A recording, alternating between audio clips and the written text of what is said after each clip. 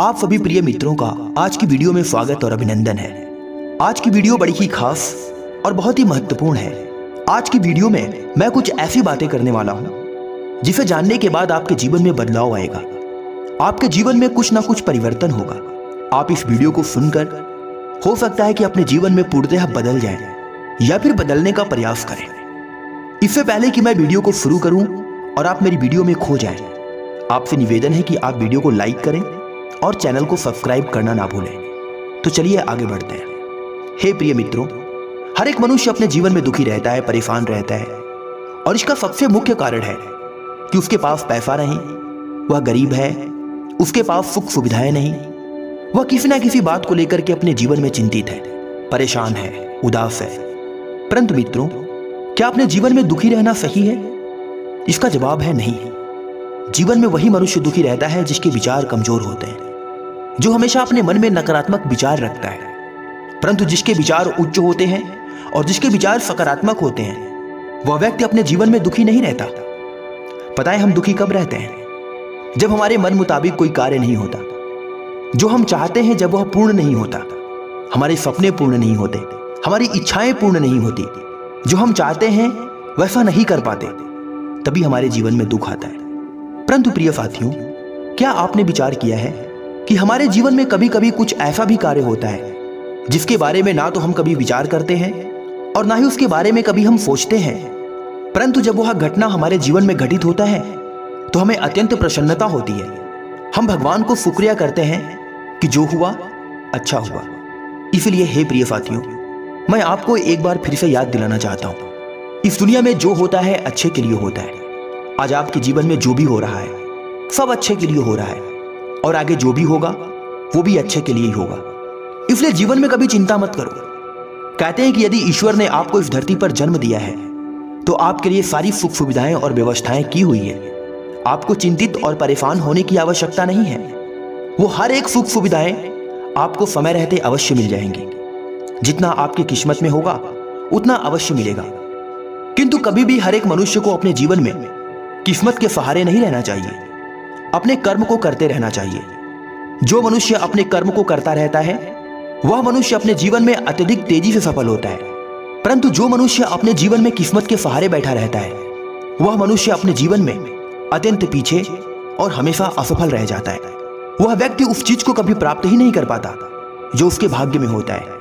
इसलिए हमें अपने जीवन में किस्मत के सहारे नहीं बल्कि अपने कर्म के सहारे रहना चाहिए। आइए इसी बात को समझने के लिए महात्मा बुद्ध की एक छोटी सी कहानी सुनते हैं। एक बार की बात है, दो पत्थर के टुकड़े एक सड़क पर पड़े होते हैं। एक सड़क के किनारे होता है और दूसरा सड़क के बीचों बीच होता है। दोनों पत्थरों का आपस में वार्तालाप होता है, परंतु एक पत्थर अत्यंत दुखी रहता है और दूसरा पत्थर अत्यंत खुश रहता है।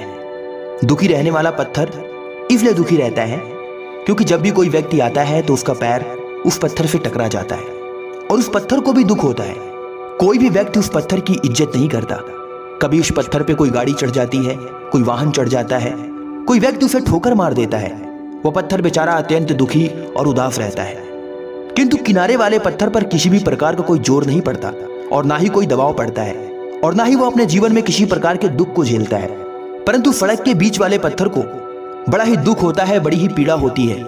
वह दुखों को सहता सहता बिल्कुल परेशान हो जाता है, उदास हो जाता है। वह सोचता है कि हे ईश्वर, मेरे जीवन में ही ऐसा क्यों हुआ? किनारे वाला मेरे से खुश है और मैं अपने जीवन में अत्यंत दुखी हूं। आखिर तुमने उसके जैसा जीवन मुझे क्यों नहीं दिया ईश्वर? वह पत्थर भगवान को, अपनी किस्मत को और अपने समय और परिस्थितियों को कोसने लगता है। तभी एक दिन होता है कि एक व्यक्ति उस रास्ते से गुजरता है और वह व्यक्ति एक मूर्तिकार होता है। वह व्यक्ति उस पत्थर को उठा लेता है और अपने थैले में रख लेता है। थैले में रखते ही वह पत्थर और भी बेचैन हो जाता है क्योंकि वह उस छोटे से थैले में घुटने लगता है। उसे लगता है कि अब वह बिल्कुल मौत के करीब पहुंच चुका है, किंतु फिर भी वह धैर्य रखता है। वह मूर्तिकार उस पत्थर को अपने घर लेकर जाता है। बीच सड़क पर पड़ा पत्थर लोगों के पैरों से टकराकर, वाहनों से टकराकर गंदा हो गया होता है। वह मूर्तिकार उस पत्थर को स्वच्छ जल से नहलाता है, उसे धुलता है। कुछ पल के लिए तो उस पत्थर को बड़ा चैन मिलता है, सुकून मिलता है।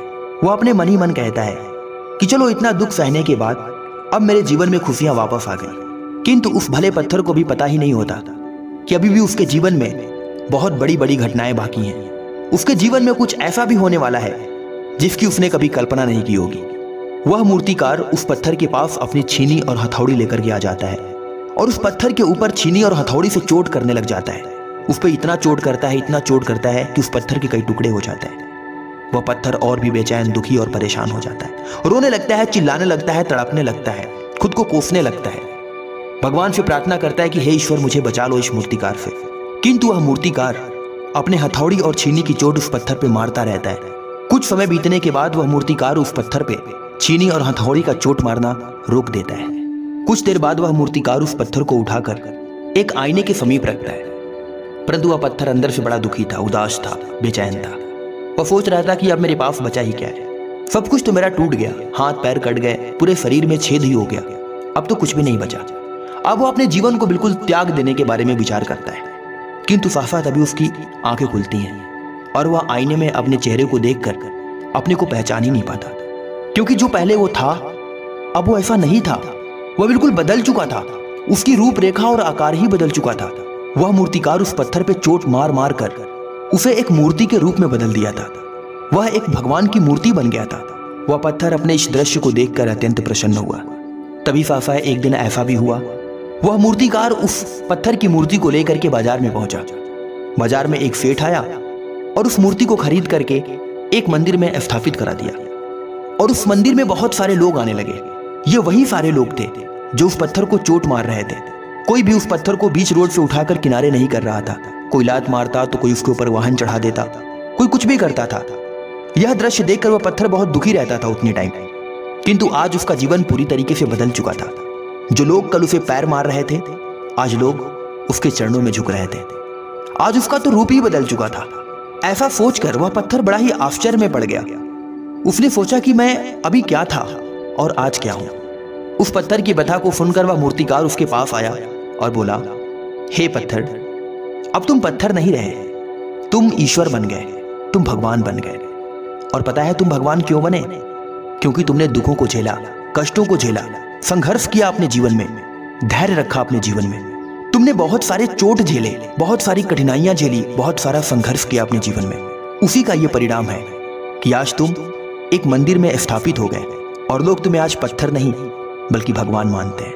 इतना कहकर महात्मा बुद्ध शांत हो गए।